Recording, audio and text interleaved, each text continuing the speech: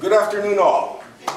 Welcome to the Alton Library for the second show in as many years of a very talented young man, a friend, a humanitarian, a brilliant comedian, a wonderful writer, an actor. His name is Andrew Long. I asked Andrew if I could open for him. He said, no, we need talent on the stage. That's why I'm doing the show. So let's give a big round of applause for Mr. Andrew Long.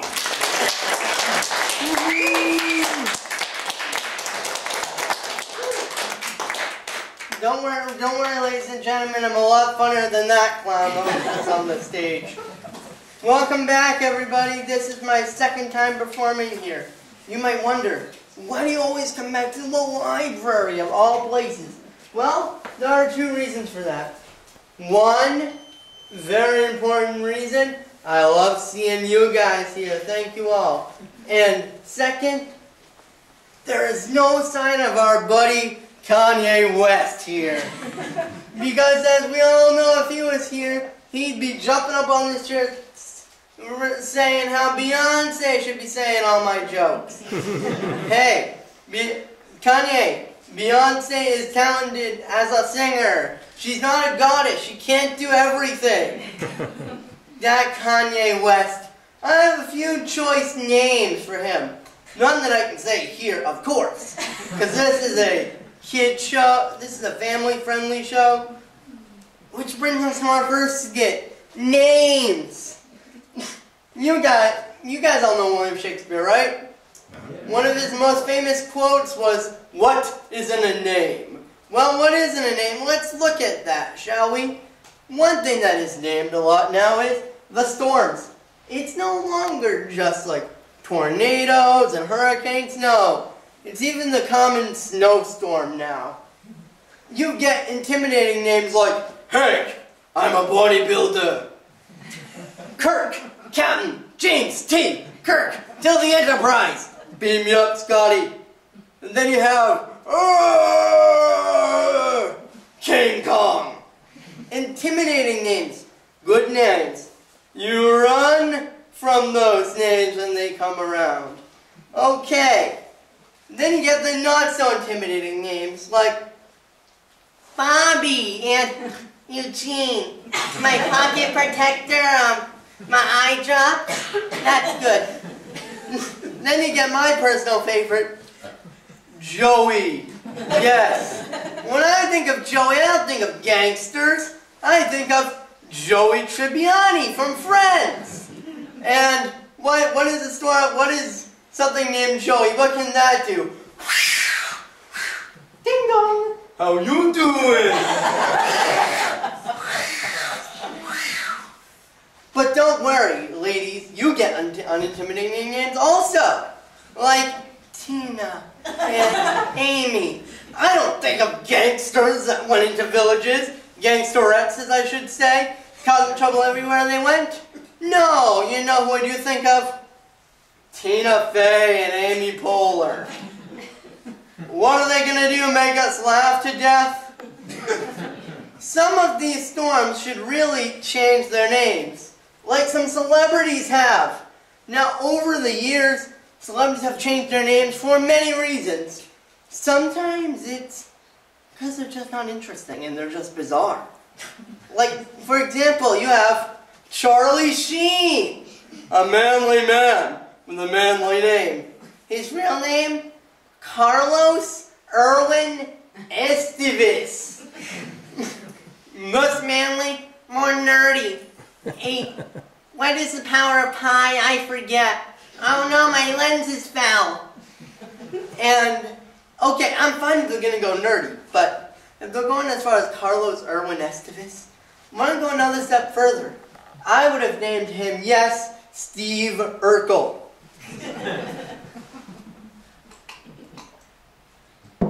Yes, everybody, this is my mugshot. Then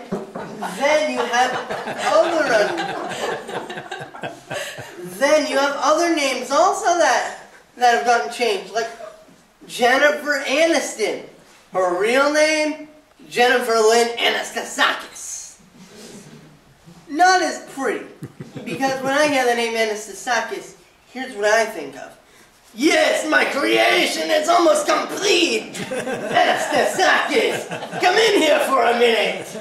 Yes, my precious, I'm here. Then finally, you have Mila Kunis, the Ukrainian beauty. Her real name, Mila Machovna Kunis. Try to pronounce the name I just said. Machovna, okay, so, does somebody know CPR? This woman is choking. At least we have to give them credit. At least these names weren't obvious. Like, let's go from those names for a minute to a new selection of names I like to call the Captain Obvious Collection. These names are really bad. Let's start off with a famous captain. Captain Hook. I can picture his first meeting with Peter Pan. Arrgh, you must be Peter Pan! Why, yes I am, and you must be Captain Hook. Shiver me timbers! How did you know? Lucky guess. Could have been the hook. And then, but the names don't stop there. You guys all seen the Muppets and Sesame Street, right? Oh yeah. Those even have really bad names, like Miss Piggy. Is that the pig with the lipstick? Then you have her faithful companion, Kermit the Frog. Okay, is that the pig? No. That was Miss Piggy. Is it the Big Bird? No. I just had an epiphany. Kermit the Frog is the frog. Yes. Now, I want you guys' help here. Which one is Big Bird? I'll give you a hint. He's big and he's a bird. You, sir. Is he the Big Bird? It's the Big Bird, right? Congratulations! Harvard graduate, ladies and gentlemen. That is Big Bird. The Big Bird is Big Bird. Now we're going to talk to you guys about something everybody knows and loves. Actually, everybody doesn't love this. Men and women are different. I just stated the obvious, just like the names, but I don't mean just like physically. I mean how we think and how we talk. For example, a woman says things as they are. That is a purse. That thing that I put my stuff in is a purse. But men, we have to make it more macho. And testosterone. Manify it. If you're wondering, is that a made-up word? Yes, it is. Men have to make up a lot of words. What is that? Put that thing next to the thingamajig. I don't know what a thingamajig is, but okay. But men can't call it, they put their things in a purse. They have to call it a satchel. Whoa, wait a minute. That's not true, dude. I don't know where you're getting this nonsense. Hey, zip it, buddy. And I'm not just talking about that lovely pocketbook of yours. This is my tote. This is my satchel. Yeah, we get the point now. Okay, now, also, women can have a plush or a stuffed animal. But men, we have to call it a collectible! A collectible! That's not true. Yeah, hold up those two things that you have right now, please, so that everybody can see it, even those in the back. Alright. You have an Anna and Elsa doll. Not a plush, not a collectible, a doll. Let it go all off and sit down. Now I was going to ask for a volunteer on this one, but I already know who I'm going to call on. You, sir, right here. You know about the Scottish, right? Kind of. What is... Okay, this first question. Do you want him to sit or do you want him to come up? You can come up. What is that thing they play? What is that thing they play? Do. Bagpipes? Yes. Now also, What is that garment they wear? I don't know what it's called. Does anybody know what it's called? Kilt. Ladies and gentlemen, I'm sad to inform you, but it's a skirt. It's not a kilt, it's a skirt. Thank you, sir. And look up your Scottish stuff while you're at it. Look up your Scottish stuff while you're at it. But there's one thing that will always be manly. And you know what that is? The sports. Yes. And my favorite sport is, yes, golf. What a truly athletic sport. A man hits a ball off a tee, then walks. And I'm not talking about walking like this. I'm talking about...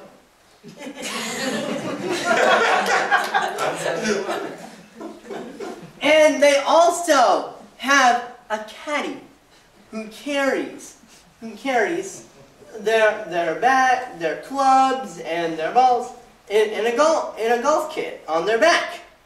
And this thing weighs about 450 pounds, light as a feather. So this caddy is more turning into Igor from Dr. Frankenstein's lab. Would you like the putter, sir? Or would you perhaps like the 9-iron? Thank you. I will call you Anastasakis. And you know what makes this sport even more interesting? On TV. With those commentators trying to make it sound exhilarating, exciting, thrilling. You know, for once I just want to see the World Cup commentators commentate for golf. Now, golf does one good thing. If you could bottle golf and sell it, it would be the cure for insomnia. And if you guys get bored by the actual sport, don't worry. The commercials are there to entertain you. And then there's another sport I have something to say about. NASCAR. Yes. People pay hundreds upon hundreds of dollars to get to see the show. They camp out. They get there early. They get their snacks to watch cars go around and around and around and around and around and around. Are there any NASCAR fans in here? Not anymore. Yeah, okay, if you guys are NASCAR fans, stay with me after the show, because I'm going to repeat all my jokes 250 times. Really, that's what you guys like.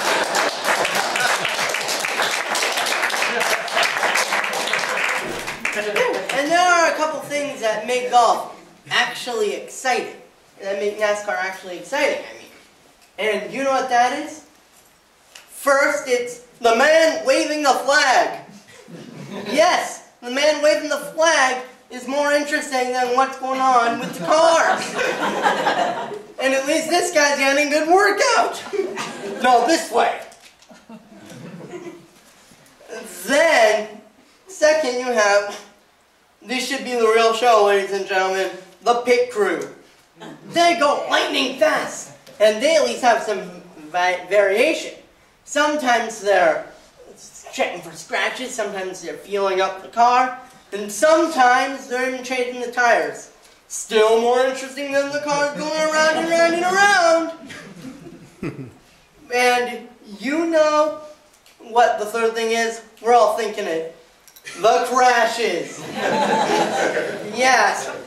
At least we don't have to worry about people getting hurt because these cars are really well made and really safe. But at least they make the sport a little more interesting. But this is nothing. But the sport's nothing compared to what everybody loves. The team sports. Everybody knows the major events and prizes. Any basketball fans in here? Woo! Yeah, you guys have your NBA championships. Any hockey fans? Yeah. You guys have your Stanley Cup. Any football fans in here? Woo! You have the Super Bowl. Yes. Yes, and we're talking major stakes, ladies and gentlemen. People will, you know what happens if you win one of these?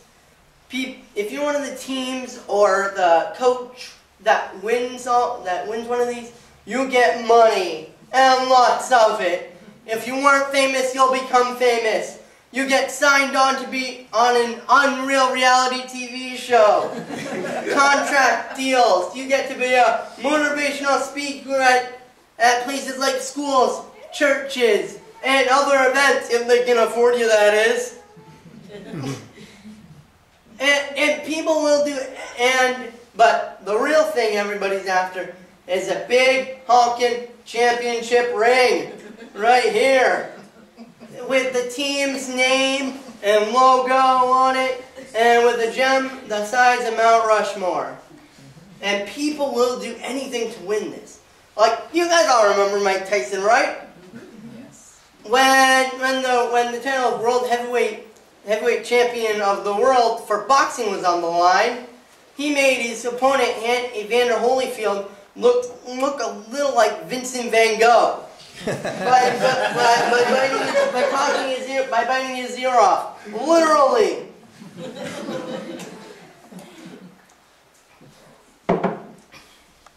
You know what, Mike Tyson is long overdue for a cameo on The Walking Dead. Any Walking Dead fans in here?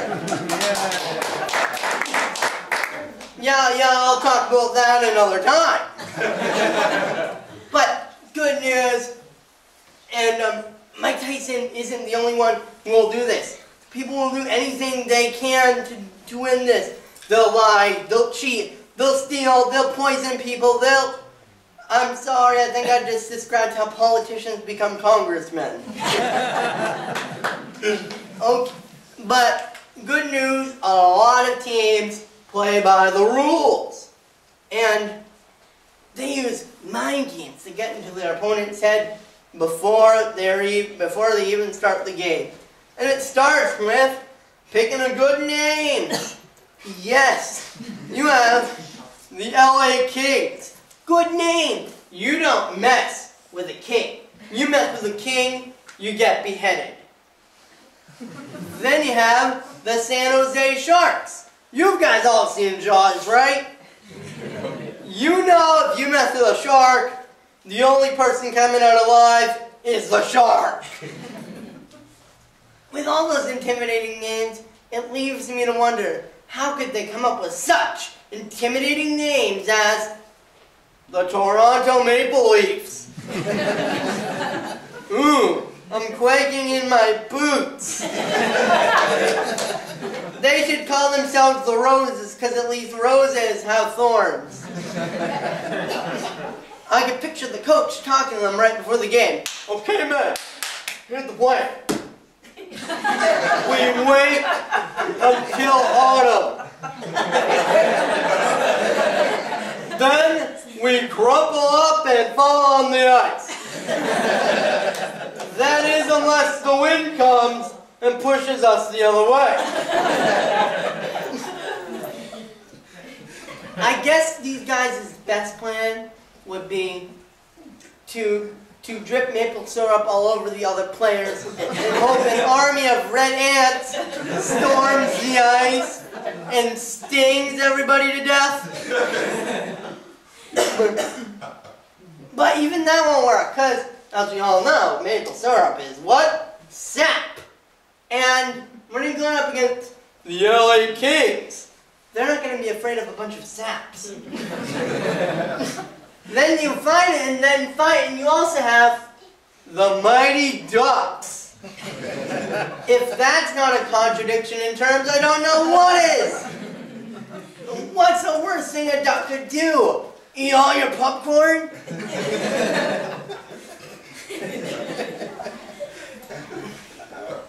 Ducks in real life are always the victims.